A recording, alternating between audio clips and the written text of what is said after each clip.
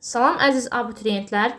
Bugün sizlərlə bir yerdə qəbul imtahanına düşmüş statikanın əsasları dərsinə aid belə bir sualın izahına baxacağıq. Şərtdə deyilir ki, link və tərpənən blokdan ibarət sistem qüvvədə neçə dəfə qazanc verir?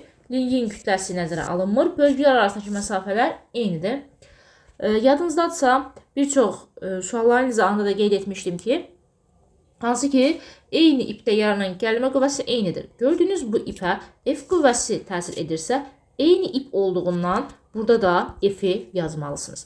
Və artıq burada ipdə olan gəlmə qüvvə, gördüyünüz bax bu sağdakı F və soldakı F və sağdakı F-in cəminə bərabər olacaq. Yəni 2F olmuş olacaq.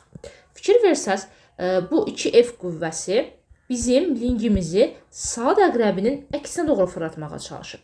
Amma burada M kütləli cismə həmçinin ağırlıq qüvvəsi təsir edir axı, mg.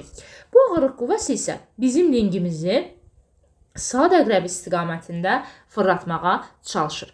Belə olan halda linkin tarazlıqda qalması üçün momentlər qaydasına əsasən deyirik ki, saat əqrəbi istiqamətində fırladan qüvvələrin momenti cəmi bərabər olmalıdır saat əqrəbinin əksi istiqamətində fırladan qüvvələrin momenti cəminə.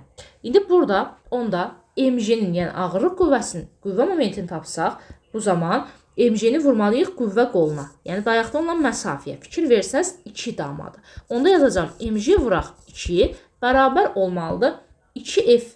Baxaq dayaqdan neçə dama məsafədədir. Qırmızı ilə göstərdiyim hissə. Fikir verin 6 damadır. Onda yazacağım 2f vuraq 6. Buradan hər tərəfdən 2-lər ixtisar gedəcək. Və gördüyünüz kimi F bərabər olacaq mg bölək 6-ya. Yəni mən artıq qüvvədə 6 dəfə qazanc əldə etmiş oldum.